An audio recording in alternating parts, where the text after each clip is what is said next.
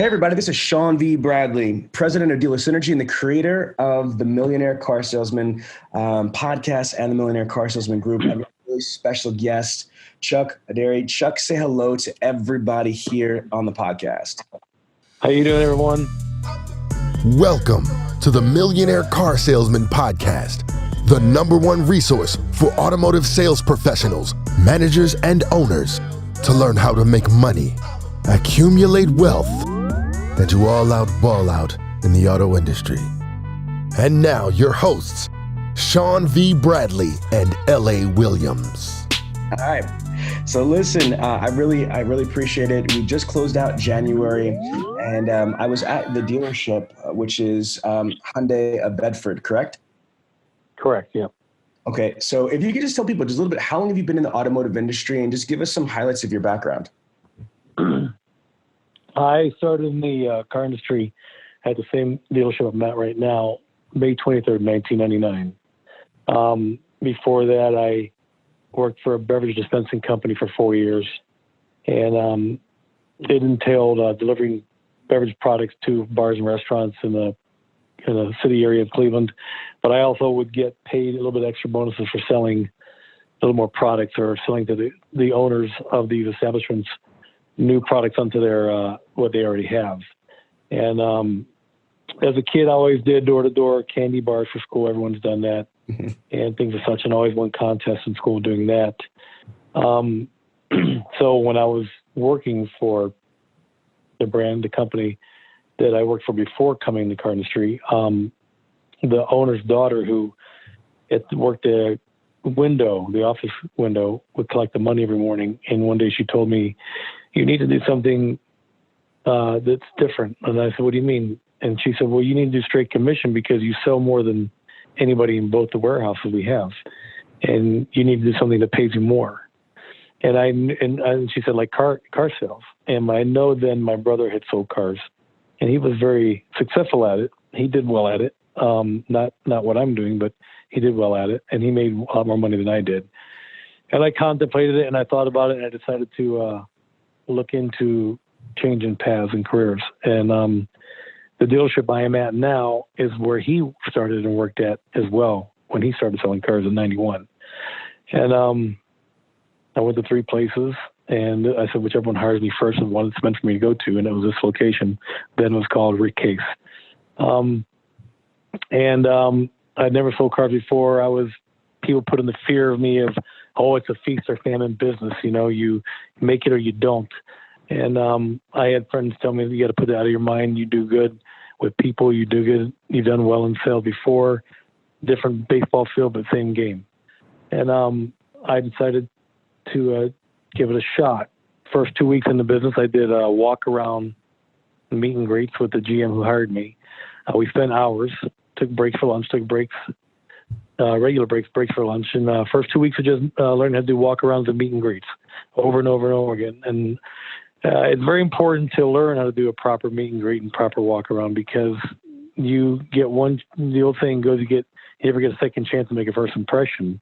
Well, a lot of these customers, especially with the internet today, have a lot of avenues they can go to, a lot of dealerships they can go to, and you have to put your best foot forward once you get that chance. It may be a slow day where you get one customer, and you have to take that advantage. You have a chance to make that sale if you get that one customer that moment, that time. So it's important to learn your product and learn how to do proper meet and greet and proper walk around. So I started in 99. First full month was June of 99. I sold 16 cars. And at that time, Hyundai was not a well-respected or company that was well-received in the auto industry by the consumer as they are today. There was no leasing programs then. And the internet way of buying cars had just surfaced, really. Not even really had a real root in the aspect of buying cars yet. So it was all just fresh walk-ins. And newspapers and some internet and radio and TV were the forms of getting people in the door. And I made it a point to learn. I stood there one day in the showroom, looked at the other dealerships around us because we're on Auto Mile, And I thought, what am I going to do to win the customer over to myself and my product versus the other dealerships all around me they can just walk to store. And I knew then that I had to learn my product and learn it the best that I could. So when I do get that person, that customer in there, that I can give them their best presentation to them, show them, if I'm showing them a $20,000 car, show them $30,000 in value of that car. Do a proper walk around, touch on things that other salespeople did not do. One of the things that I did was I went incognito to 4 different dealerships to get the experience of how I was greeted and how things were shown to me. So I knew then what not to do, and how not to do it and what I didn't like. Because in the end, I'm a retail buyer myself. Right. And when I'm spending money, I want to know exactly what I'm getting for my money. So I learned from that experience of shopping, mystery shopping, that, what I wasn't going to do. Chuck, let me jump in because you're dropping mad nuggets. You're dropping really good stuff that I want to circle back to, but I want to hit them. So your first month was 16. Let's fast forward to, you have a 21 almost year career. What was the most amount of units that you've ever sold in 1 month? It was August or July of last year. I did 74 and a half. I actually technically sold 78, but 4 had gotten pushed to the following month. Because STIPs were needed and things like that they couldn't process and count for that month. So, technically, it was 78, officially 74 and a half. Strong. Okay, now that is insane. I mean, there's very few people in the United States. I don't know if you know the stats, but I'm just going to give them to our audience right now. As of NADA 2019, there's approximately 16,500 franchise dealerships in the United States. Then there's another 40 to 50,000 independent buy here, pay here, used car lots, etc. So when you combine those, you're looking at, like 50 to 60 plus thousand automotive dealerships. The average dealership has about 10 salespeople. So Chuck, there's roughly, 500,000 to 650,000 car salesmen, car saleswomen out there. And for what you are putting up, brother, you're like in the 0.001% of the United States. Are you aware of how far ahead of the pack that you are? I've had people give me an idea and tell me this. And I really have not really, to be honest with you, made a strong focus on where I stand in the country, let alone Ohio or my city. My goal is just to learn my product as much as I can every day. We have new products that come in, new things added to the current products, and stay with my customers and do follow-up. So I don't really, I'm about the business aspect, not really stats, but I've heard it, and it's, it's pretty, it's pretty impressive to hear, and I feel good about that. You should. What I'm just saying is that because I know that you're not in it for like stats and recognition and all that stuff. You just want to do a great job and do the best you can do. But just as an outsider looking in, somebody that's trained, 100,000 plus automotive professionals in 3 different countries, I'm just letting you know what you're doing is special, man. That's why I was really appreciate that on the podcast. Thank you. But let's start. You said something that, like, what I love is that you're hitting the basics. I do jiu-jitsu, and in jiu-jitsu, and I know that you're a martial artist as well. In martial arts, there's a lot of things you see on the internet where people are doing these spinning reverse hook kicks and all that stuff. But my instructors always, said, keep it simple, especially in a real fight, in a real situation. All the other crazy shit that happens might or might not work, but if you keep it simple to the basics, you'll be able to come out ahead. And so I'm correlating that to a question. I just heard you say in the beginning that, product knowledge is important, and I would agree. But you know what I find? I find around in dealerships, a lot of people don't ever take advantage of the manufacturer training. There's people that game the system. They pay other people to take the OEM certification, or they take it themselves. They take their cell phones and they cheat. They basically get, they videotape it when they get to the questions. They try to play it back. I mean, like, what say you to all the people out there that are just missing huge opportunity by not utilizing all this amazing product training from the manufacturer? They're just cheating themselves. You have to, the tools are put out there for you. The one thing about the car industry is that it doesn't require a degree. And most of the training is provided for you for almost next to nothing, to free. And you don't get that in the typical career world. It's a known fact that sales is the number one form of making the most amount of money in this country. And if you have an opportunity to get the free training and as much information as you can to help you, make you a better salesperson, to make a better lifestyle for you and your family, then you should take advantage of it. If you don't, you're just cheating yourself and your family out of it. Absolutely. The other thing you said that was really important to me, I just love this. This is the stuff that I preach too, is that, again, you only have one shot to make a first impression. Some of the facts are this, is that the average in-market buyer only visits 1.2 rooftops. Pretty much what that means is that if the internet or BDC, or if somebody walks into the dealership, and I'm not talking about people that are upside down or have bad credit or crazy. I'm talking about an actual real in-market buyer. They don't bounce from store to store. So if you give them a superb experience, if you up them, if you greet them the right way, you qualify them the right way, you do the right road to the sales steps, if they're an in-market buyer, more often than not, they're going to buy from you. So I think what you said is spot on, is make sure that you know your proper strategies. And then the other thing you said, man, that's why I had to slow you down, because I wanted to slowly give it to our audience, because this is good stuff, is that you mystery shopped. You said you incognito, you went in, but that's mystery shopping. You know how many times I try to tell people that, and they're like, yeah, whatever. They don't have time for it. Can you talk about why you physically on your own time, didn't get paid for it, went from store to store again and just were greeted? What were you looking for? What were you trying to learn to stay away from? Okay, so this was when I had just first started in the car industry. So, I was green, and I wanted to know, like, with seeing all these cars, all these dealerships around me and all these cars around me where we work, I was overwhelmed and somewhat intimidated. But I said, these people that are coming in here can just walk from me to across the street to Toyota, next door to Honda, next door to, at that time, Buick, Pontiac, GMC, and they can, and I have to have a leverage amongst these other 30 salesmen to maybe 10 salesmen they're going to walk into. So I wanted to go to the other stores, pick four of them out, and I wanted to see, how a customer was greeted by a salesperson.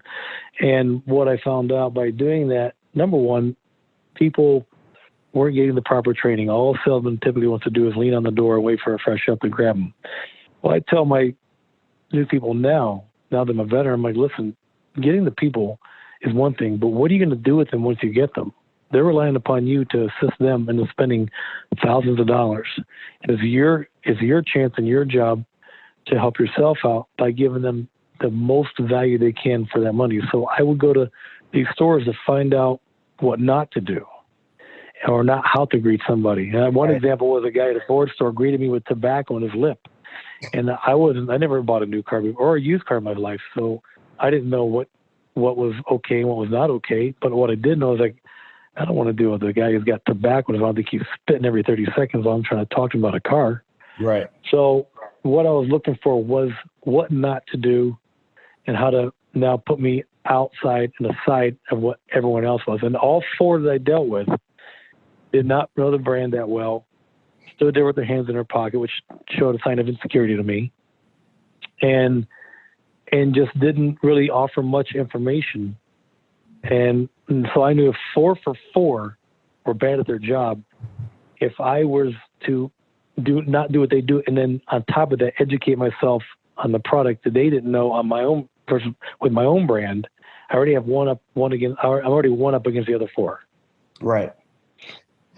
I love it. Have you taken, and if you haven't, this is a good idea, but for our listeners, I strongly encourage you to do what Chuck did and physically go and mystery shop, by going to the dealership and try to engage and go through the sales process. This is your craft. How are you going to be the best? If you're in car sales and you want to see, I want to be the best car salesperson, but yet you don't even know what other car people do other than the salespeople in your dealership. So Chuck, have you ever had anybody on your team or yourself mystery shop, email, phone call, social media, kind of like what you did physically walking in, but through digital mystery shops? Yes, all the time. The former company as well that I worked for, Rick Case, people, they actually would believe it or not, they hired companies because they wanted to know what kind of treatment their people were getting when they walked into their own establishments. how they were being treated, because they were absent owners and they couldn't be there. They were in South Florida, the stores down there. And we had people calling all the time on the phone and or come into the store. And you don't know. I mean, that's why you have to do the same every time. Treat everyone the same, treat everyone equally, put your presentation the same with each person, do the best you can. And then you'll know from there. If you do that, you have nothing to worry about. I always had a thing in my head that if a customer doesn't buy from me, they didn't buy a Hyundai. Because I knew that nobody else out there was going to put the best walk around and the best presentation of the vehicle than I would. Okay. So let's go into this. Like a traditional road to the sale, for me, like there's different variations, but in general, it's meet and greet. You're going to qualify your prospect, product selection, product presentation, full features and benefits walk around, demonstration drive, then maybe a service walk, depends what your dealership is, going back to the desk, gain the commitment, whether it's the first pencil, second pencil, TO, however that works out. Then you're going to, deliver the vehicle, F&I, or there's some iteration of that. But a road to the sale pretty much is a certain step that takes you from A to Z. There's a question coming here. What traditionally, as a manager that I am, and I'm sure that you've turned on, we talked about this, a lot of management positions, because quite frankly, you make more money than most managers do, which is a smart thing. But most managers prefer that their salespeople do a full features and benefits walk around and a demonstration drive. And again, I'd love your opinion on this.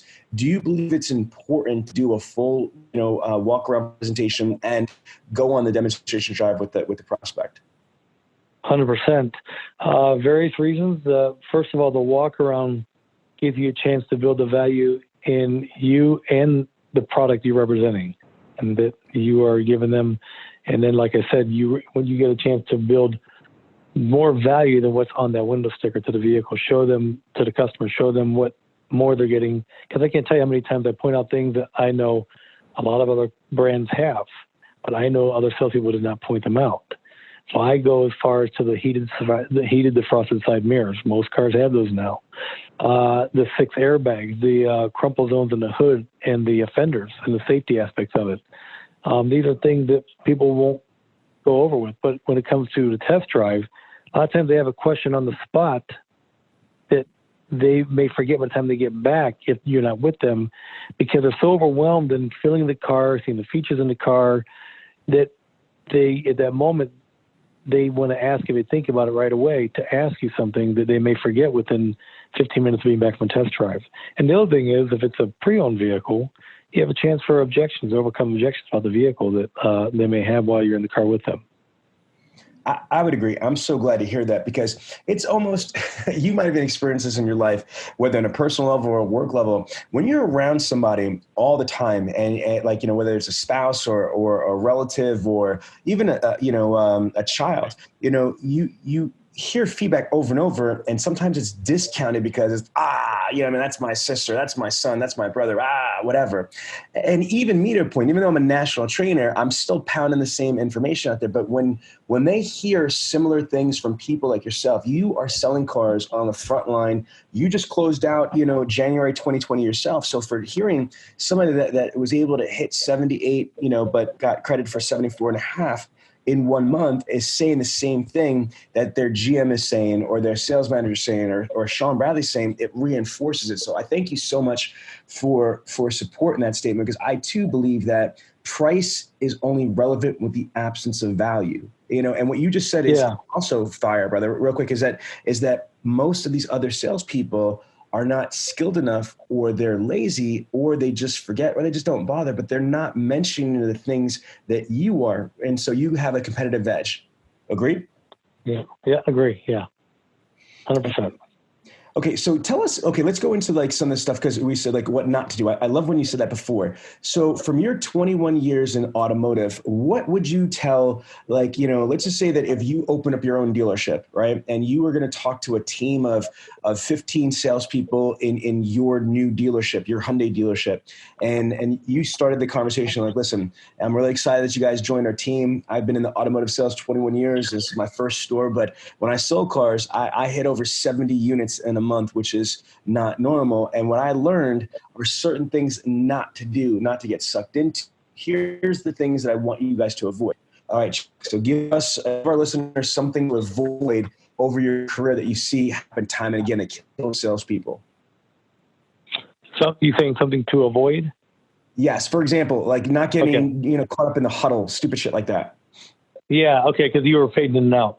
So that's the one thing I've always said to the guys who work with us, the young guys. I was like, listen, guys, you guys are sitting over there, all this idle time and downtime. You're talking about this and that, and it's fun to have conversation about ball games and this and that. But when you're at work and you have this downtime, it's opportunity for you to go over a car, go over new features of a car, just like the brand new Hyundai Sonata just came out. There's new features added to it. Everything is different about the car. I have to learn that. If I need to learn that myself and do this for 21 years, I know the cars very well. You should definitely be doing it. So make it better for yourself. Don't sit around in huddles. Don't get caught up in the chain smoker pack outside the door. If you're no one's going to put the money in your pocket but yourself. So I wouldn't get caught up in hanging around and in the little cliques in the huddles, or even getting caught up in the negative attitude in the business that goes on sometimes in circulation of voices, because all it does is bring you down, or it sits in your mind and makes you think that, oh yeah, we talk about sometimes about how it's so slow and this and that in the meetings, and I'm like, that's just a frame of mind. If you say it's going to be slow, then you're going to believe it's slow. I don't go with all that the negativity and you'll never see me sitting in a pack in a huddle. If I don't have a customer, I'm on the phones. If I'm not on the phones, I'm doing follow-up or looking at some cars and trying to refamiliarize myself with some new features on them. I don't stay with the group and the clicks. I stay to myself and to learn, keep my product. That's how I've gotten to this far that I am now.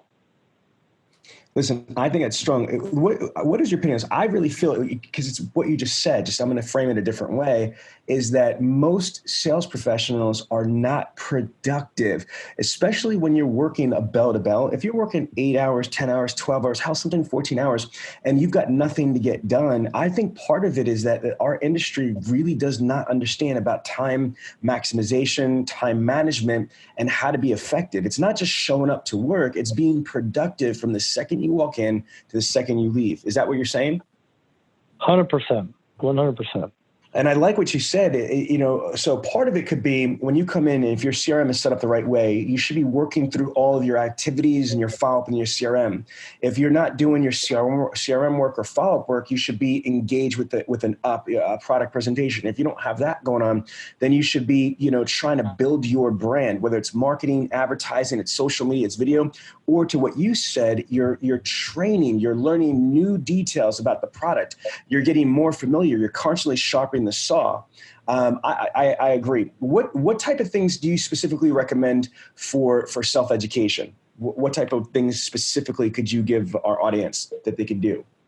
For self-education, for me, it was easy. The product is right there on the floor in the showroom. And for me, it was easy to just, walk around the cars, look through the cars, look at the stickers, look at the features that are on there, look at the packages and study them, because, everyone's, the only person you can rely upon to educate yourself on the brand is yourself. You can have a teacher. I mean, when I first started, I would always ask guys questions that were there before me. Hey, what about this? And people, they just wouldn't want to help me. And finally, it frustrated me one day. I said, you know what? I said, the hell with these guys. I said, I'm just going to learn it myself. I'm not asking anybody. I got the cars right here. I'll study the brochures. I'll study the cars and the vehicle sitting right here. I can get inside the car, turn it on. And that way, when I do get into a car, the customer, I've already been through the routine of it and the practice of it to where I know everything is. I don't have to try and find it. I've been already practicing on it myself. Strong, my friend, strong. Okay, so keeping the conversation, going fluid here. How do you recommend a new hire, right? A new hire into the industry. How do you think they should get started? So yes, we talked about they're going to go through product knowledge training. They're going to go through a road to the sales training, but how do they start getting, ups in customers? Obviously, they could take a fresh up or an internet up or phone up, but how do you recommend they start to build their own business? Because that's where the real money's at, right? Yeah. Building your own business, your repeat business. So my GM taught us a long time ago when I was hired, And that makes a lot of sense because the words were echoed from my customers that I sold to in the past. And he said, customers don't buy cars. People don't buy cars, they buy people, which means they can meet a lot of different salespeople, but but there's going to be that one person that treats them properly, answers their questions properly, and can service their needs and what they know to buy the car from them. They know that most salespeople out there are just out there to get the sale. When I come into work every morning, the first thing I do is walk in service. 50% of people in service are people I sold. I always shake their hand. I say, hey, what are you here for today? Oil change will tell me I need this done, that done. My cell phone's on my card. I point out my cell phone on my card. I've had that number 20 years. If you ever have a problem or a question, you can text me. It doesn't have to be during work hours. It can be in the evening. Now, they're not going to call you. I bet in 20 years I've had maybe 3 or 4 customers call me long after hours in the evening because they turned their steering wheel when they parked in the parking spot and locked the steering column in place and they were freaking out and couldn't get it unlocked. But basically it doesn't happen. But in the customer's mind, they think that you just want the sale and that's it and they're forgotten about afterwards. So to build your brand, you start out, whatever customers you get, be kind to them, give them the best opportunity they can to learn what you have to share with them. If you don't know, just say, I don't know, I'm new. Do not try to make up things along the way because these people know. Right. If you try to just fish for answers and agree or whatever, they're going to figure it out because these people go to the internet today and they study the cars before they come in and they'll go back home and study afterwards again. And if they feel that you lied to them or you misled them and or for lack of better words, they were bullshitted, they're not going to come back. So just be honest. Say, I don't know, I'm new. Let me go find out for you. And I want to make sure you're taken care of right. So in my opinion, I would say for a new person, learn as much as you can. When you get that customer, if you don't sell them that day, follow up with them, thank them that night before they go home, send them a text, or because a lot of people say they won't answer, but they'll read the text. Say, hey, this is so-and-so from such and such. Just want to thank you again for stopping out today and giving me an opportunity to earn your business. If you have any questions, feel free to call back anytime or text me. And then call them up in 2 days because the rule of thumb is within 72 hours, if someone's going to buy a car, they're going to do it within 72 hours. So you're a new person, you would want to stay with that customer. And when I started out, that's what I did. Again, we didn't have the volume of people coming in like we do now. We didn't have leasing back then. Our clientele coming in for different aspects of purchasing have tripled over the years in the car industry since 1999. So I had no choice but to follow up with them and thank them for coming in and just be kind of not be a salesperson, but be a consultant and assistant to them. Okay. This is really good stuff. Let's now go switch redirection. Let's say, because you must have seen this before, you have somebody that's a veteran. They've been in the business 5, 10 years, and they're just burnt out or they're disenchanted or they hit a patch of just like bad luck. You know what I mean? What's your advice to a veteran or to an experienced sales consultant that's just having like real shitty luck? They're not closing anything. Things aren't feeling right. Like they're just like, I can't take this. What advice do you have to get them out of that rut and back into, being productive and successful? 2 things. First, sometimes as a veteran, you can get stagnant, you're so stuck in the same way you've done things that you got to get yourself back out. And so to get back, well, sometimes occasionally this will happen.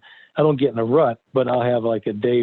Like I'm used to selling at least 1 car a day. And if I don't sell a car in a day, I'm frustrated. So sometimes I'll tell myself, hey, always go back to the basics.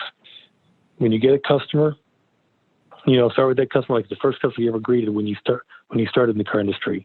Act like it's the only person that's ever going to walk through the door today and start over again. And then, don't get frustrated. Don't get frustrated because people are still going to buy cars. And as long as you're still doing the things you're supposed to do, you're going to sell them. But if you're getting frustrated and sitting around the corner watching TV in the lounge and on the phone looking at YouTube and stuff like that, well, then you're not going to come out of it. You're going to be stuck there. And you have to be at work with a purpose. What's my purpose? My purpose is to make some money. You're there to make money. That's why everyone goes to work. But how am I going to make the money? I got to stay back with my craft, continue on the same way I've always done things since I started in the business. But sometimes I've seen veterans through the years that do that. That's the only thing they've known their whole life. You're there almost 12 hours every day. So it can become easy, become idle, and just sit there and, on a slow day and get caught up on a slow day and just be entertained by the phone and social media. You can't, and then it just becomes one day after the other. You can't do that. You have to just go in there with a purpose in mind, and in the morning, tell yourself, listen, I got to find every opportunity I can today to make one sale. And if I found every opportunity and did everything I could at the end of the day, and I still didn't sell a car, I'll be okay. I'll be fine with myself. But if you go home and didn't sell a car, and you look back at what you did for the day, and you realize, well, I was on YouTube, I was on Instagram and Facebook. If it wasn't pertaining to work, you're just on it for the entertainment, then you didn't do anything right that you should have done to make a day proper for yourself and successful. So as a veteran, I would just always say, don't act like you're new to it again. Start over. In my martial arts aspect of training, my instructor would say, perfect practice makes perfect. So if you practice it to the best you can and go back to doing it how you first started, did everything you knew you should do, touch base, touch desk with the management, have them do a TO. I'm a veteran. I still always do TOs because sometimes a change of voice or a change of face. Wait a minute. Repeat that. This is a 74 car in a month guy, and he says he still does what? Repeat that, brother. That's strong right there. I respect that. I always do a TO if I need one, because I just know that sometimes a better voice or a different face changes the deal and changes the aspect of the customer. They need something different in front of them. You will never be ashamed of a TO. I think I'm a very good salesperson, but I also think that sometimes a change of face is better to get the deal. So I'll go to the desk and say, I need someone to come over here. I'm never ashamed to say, I need a TO. Amen. Okay, listen, because I could do math. Let's go into this. This is the Millionaire Car Salesman Podcast. I believe that this industry is super amazing for one reason more than anything else. You could make as much money as you could earn. Now, we've interviewed people that sold 50. We've interviewed people that had sold 130. So I already kind of know the range in my head. But I'm just curious. First of all, before I ask that main question, is with Hyundai, did you have spins? Because I know that they're not as prevalent as they were before. But at one point, did you get a lot of spin money, from the manufacturer? We did. I did. I mean, everyone has the same amount to get, but the numbers of cars I sold, I would average anywhere from $30,000 to $50,000 a year in spin money. Well, okay, stop. So, folks, do you hear this? $30,000 to $50,000 in just spin money. That's for the manufacturer. Okay, so I'm just curious. When you did the 74 and a half cars, how much did you gross that month for yourself, approximately? That's a good question, because that month I don't recall, but August of 2017, I sold 72 cars, and my biggest check that month was $32,000, a little over $32,000. $32,000 in 1 month, and that was from the dealership, or are you counting spend money in that too? That was not spend money. That was just let's try to aggregate that a little bit. Let's just try to again, it's not, it won't be exact, but if you made $32,000 in just dealership commissions, bonuses, etc., what do you think that you earned that month for spends? An extra 10? Well, that's simple. 50% of those cars, 35, were new cars. 150 times 35, and you can do the math. So you're talking probably almost $36,000 for the month.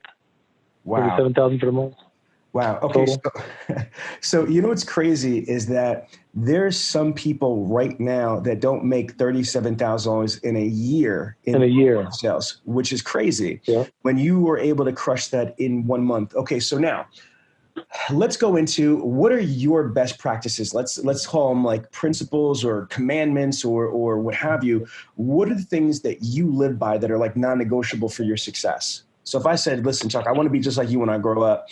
If I'm on the floor, I want to be like you. What would be the things? I know you said them already, but I want to put them in. We said what not to do before. I'm just a different way of saying it. What should you do to be successful if I want to be Chuck? Okay. So the number one thing I would say, because we're a new car store. So when you come into a new car store, most of your customers coming are going to be new car buyers. I always tell these guys, if you don't know the product, I tell the new guys, the young guys I work with, I tell them, if you learn this product the best you can, you're going to easily add 3 to 5 more cars a month to your units in your pocket. You have to know the product you have to, like I said earlier, if you're showing a 25 $1,000 Hyundai Sonata. You want to show the customer, $35,000 in value. That means you're showing things, not the obvious things, power windows, locks, and mirrors. But I go over everything, like I mentioned, the side defrosted mirrors. I go over the front side and curtain airbags. I go by the ABS. I show them every car has the electronic stability control button. Nobody goes over it. I point it out.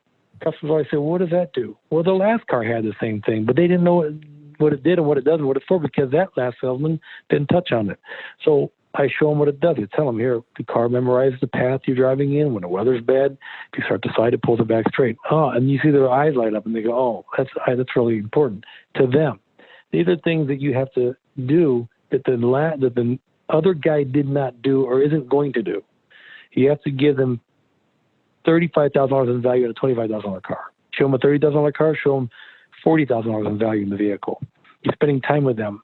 They like that. When they have someone who spends time with them and takes the initiative to walk around the vehicle and show them all these features, they can only get so much on the internet.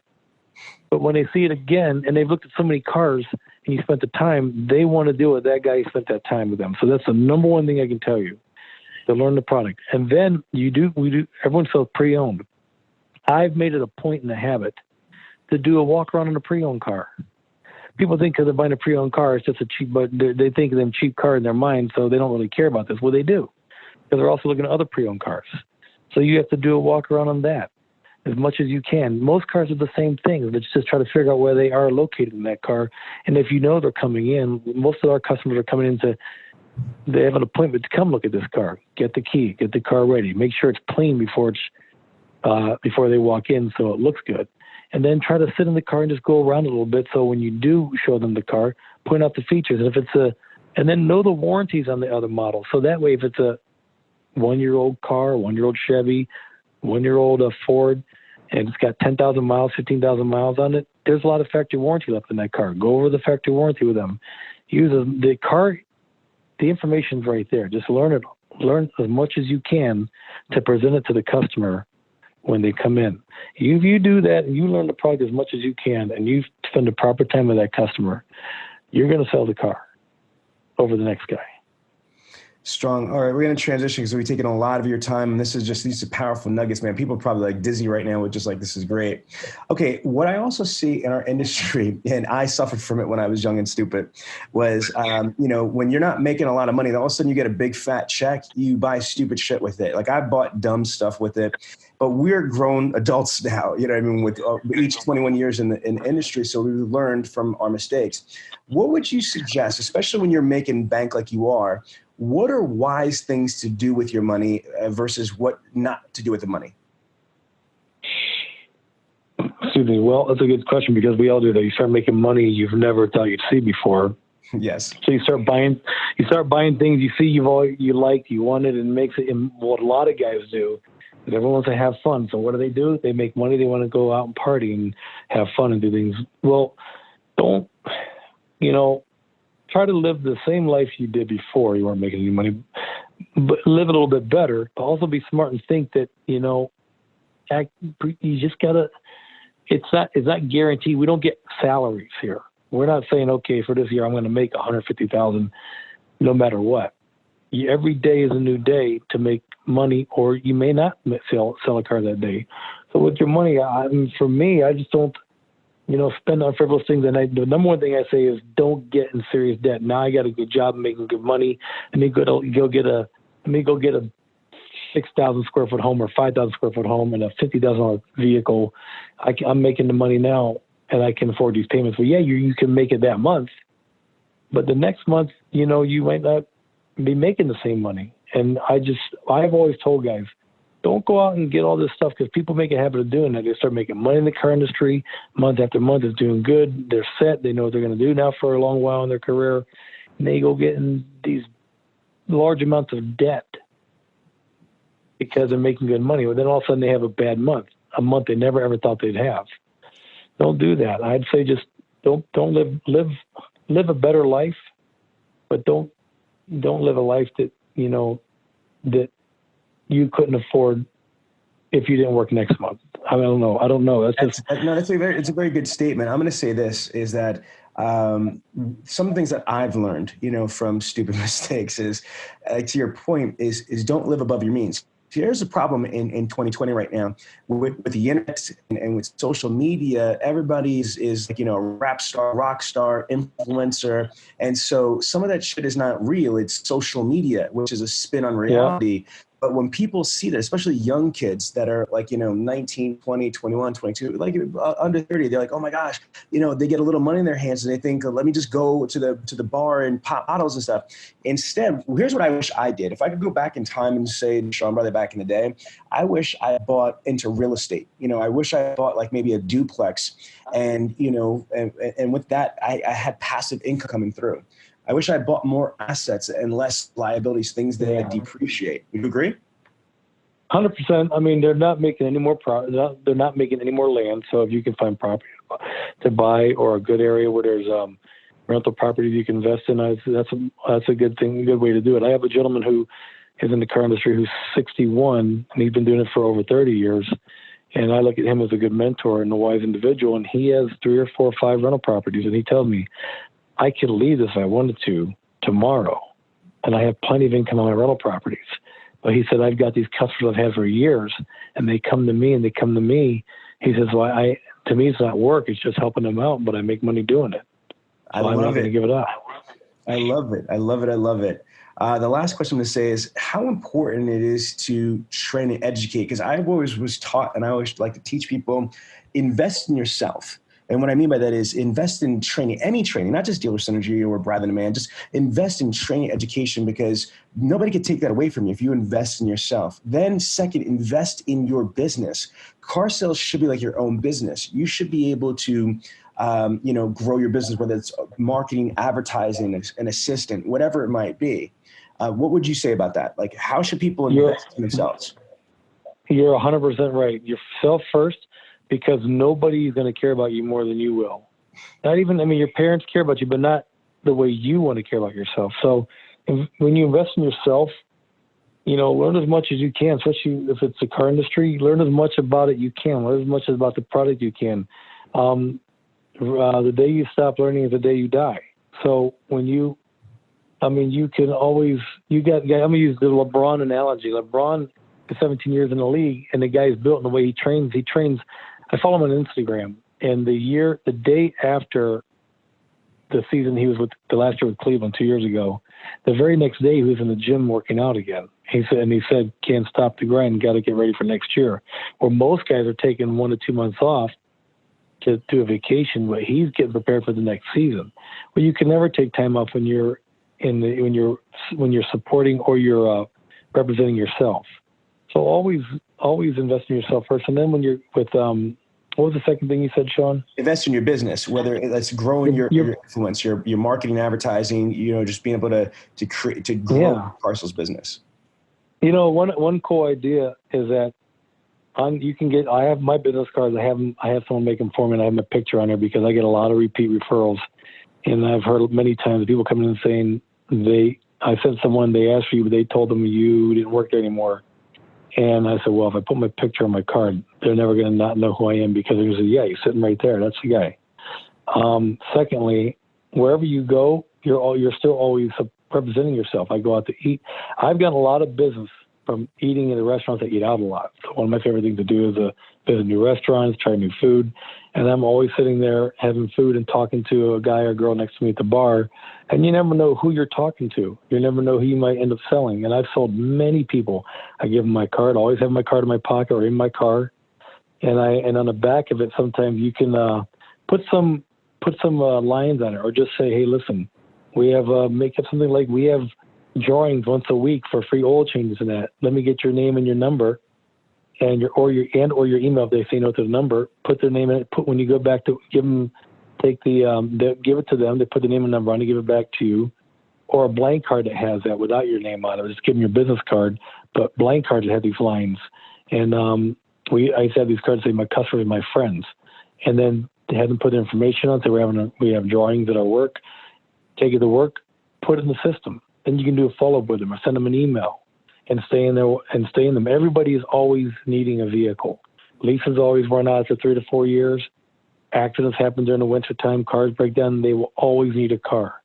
And if you're out there promoting yourself and the business, no matter where you go, never be afraid to say what you do or because people are that when I sit at the bars, at the bar, not bars, but at the bars in the restaurants, because I'm by myself usually, and I'm eating, people say, oh, you start talking, what do you do for a living? And I tell them. And, they start asking questions. I've sold many cars to people that have been selling for over 12 years now by just eating out in the public in places I've been. I'm not ashamed of what I do. That's it right there. That's it right there. I love when I talk to real car people. You said it right there. People feel dirty and embarrassed that they sell cars sometimes, so they don't ask. And again, everywhere I go, I ask 3 questions to everybody I come in contact with.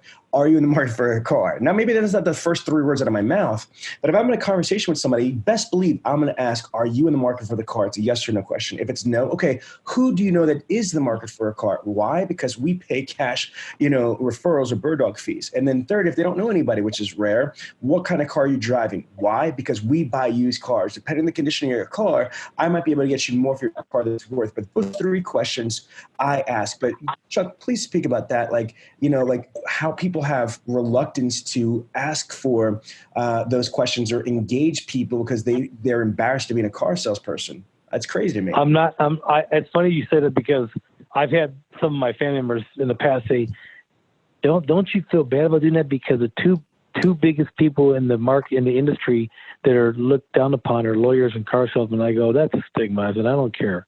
I said, if you represent yourself properly, I don't care what the next guy did before me or did wrong, because everyone out here I'm around is driving a car. So somewhere, somehow along the way, they ended up with a vehicle. Someone sold it to them. So let me build on that. Let me build on that. First of all, that's why I tell everybody. First of all, is that there's good priests. I'm going there, and there's bad Catholic priests. There's good police. Correct. There's good police and there's bad police. I'm going there. There's good and bad in everything, but I'll be just quite honest with you. In the last 20 years, there's been very, very little exposés and oh my gosh, and Dateline 2020s exposing car salesmen. I mean, like maybe back in the day, that stigma might have had some reality, but with the advent of online reputation, social media, car people are like on their best behavior for the most part, especially franchise dealers. And second of all, to your point, is that, us as an individual, like me, I'm a proud dad of 4 kids. I've been with my wife for about, 13 years. I was in the reserves in ROTC. Yeah. And I also happen to sell cars, but I'm a father, I'm a veteran, I'm this, I'm that. So again, I'm with you, man. Like I don't believe in the stigma, but it breaks my heart. There's people out there that are embarrassed of the industry that they're in, and they don't need to be. It's not like, not bad things. Not at all. And there's something you asked me on the last question that I'm gonna bring up again that will allude to what I want to say to what we were just talking about. So you asked me, what can I tell a salesperson doing a business to do? One thing I would always say to try and do is to stay where you're at if you can. That's where you have to build your brand. I've been at my place for almost 21 years. People don't even call you, just come in. They show up. And then without calling me, because they know I've been there for so long. So if you can, and when you follow managers to this store and to that store and to this store and that store, you're starting over again. Sure, you can take some of your people with you, but the ones who aren't, the ones that are 60 and above that really aren't into emails and social media every day, they're just going to go up to where you're at. I have a lot of them to do that. They just show up. They don't call. Hey, Chuck, I need another car. Hey, Chuck, my daughter needs a car. They don't call. If you can, because that's gonna do so much for you if you can try and stay at the same place you started. So aside from that, because of that and what we were just talking about, because I've been there so long and I talk about what I do, it just happens to come up wherever I go out in public. I was in Orlando on vacation with my sister, my mom, and my niece 5 years ago. I was at Universal. I'm in line. And I noticed I'm almost at the counter to pay for my ticket. I noticed about 6 rows back in line, this guy kept staring. I'm like, why is this guy staring at me? And just in the back of my mind, I'm saying this. He gets closer to me and he goes, hey, how you doing? I go, how you doing? He goes, you sell cars, don't you? And in my head, I'm like, what? I'm in Orlando, Florida. how's this kid? I go, yeah. He goes, you sell cars in Cleveland, at Cleveland somewhere? I go, yeah. He goes, like you sell for Hyundai? I go, yeah. I'm like, how do you know? He goes, because I came into your store a few years back, and he said, I never got a car from you, but you spent so much time with me, and I learned a lot about the car and the brand from you. He goes, I just remembered you, and he goes, I see you here online now. And I couldn't believe that. That's crazy. I could not believe that I was that far away from home, and this guy was in the same line that I was at the theme park and remembered me from 3 or 4 years prior. And I didn't even sell him a car. That's crazy. That's awesome. Yeah. He ended up buying like a pre-owned car. He was given a car to him by a family or something, a member, but he remembered me is my point. Yes. No, I love what you said before is that, and it's true, the grass isn't greener on the other side. The most successful people, like yourself, like the Ali Raidas, like the Frank Hernandez, they stay at the same dealership, for like decades. It's generational. So I would echo and I would agree that that's a very wise thing to tell our audience, that if you can, not jump from store to store, it will be to your benefit by, developing like really strong roots at one particular dealership. Amen. 100%. You gotta know that you're there, even though the GM that hired me, he's no longer, he runs a used car lot. If I would have left every time he left and followed him, I wouldn't be where I'm at today. And he left our store in 2009.